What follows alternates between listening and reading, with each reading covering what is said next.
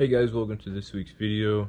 This week's going to be kind of a filler week, so I don't really have a full video on some type of topic like I usually do, because I've just been way too busy this week with all the stuff that I do, and just haven't really had time to work on videos. I did kind of think I would talk a little bit about the Russia-Ukraine situation. Of course, it's terrible for everybody. It's terrible for the whole world. It's affecting the whole world, and I just feel incredibly sad for the Ukrainian people and also the Russian people. 99.9% of the Russian people did not want this, and they opposed the war.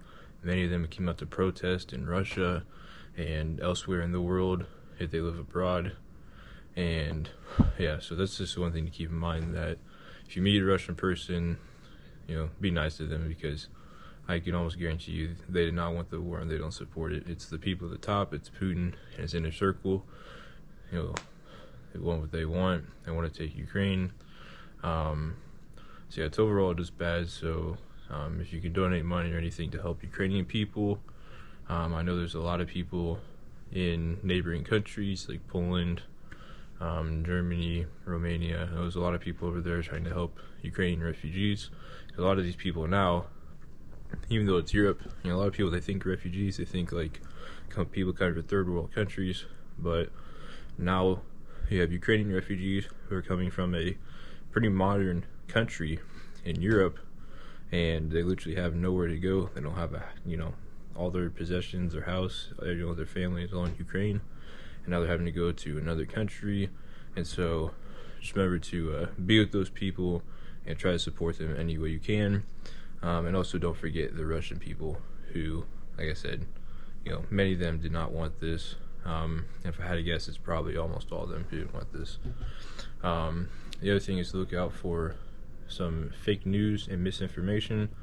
I've heard all kinds of stuff, and I've seen all kinds of stuff, and then it gets proven wrong, or it didn't happen this way, or whatever.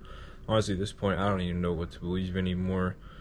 Even some of the sources that I've looked into that I can usually trust, even some of those aren't even getting the news right this time. Maybe it's not their fault, I don't know, but all I know is to just make sure you watch out for fake news and misinformation, and try to get it from people who are directly involved with the situation or in a neighboring country. They can kind of update you on things. I know a great channel on YouTube called Yes Theory. They just got to Poland, I think, yesterday. I'm filming this on Friday, March 4th. So I think they got there Thursday, March 3rd. So they'd be a good source, but they have yet to really post much. They just kind of posted that they're there. But yeah, that's just kind of one thing to keep in mind, is that there's a lot of fake news and misinformation out there. So hopefully everything's going well, and hopefully next week I will be able to make a more proper video about some type of topic that I usually do. But that's what I got for this week, so I'll see you guys next week.